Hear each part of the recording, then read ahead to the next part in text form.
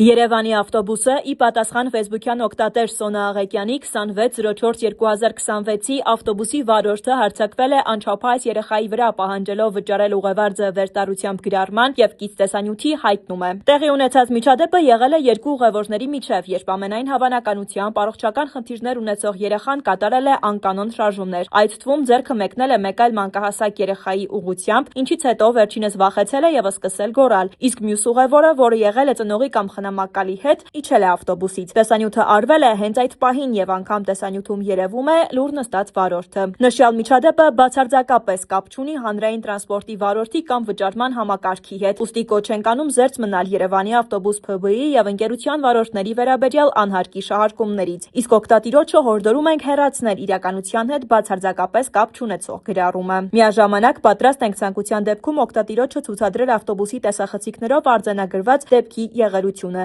նշված է հայտարարության մեջ։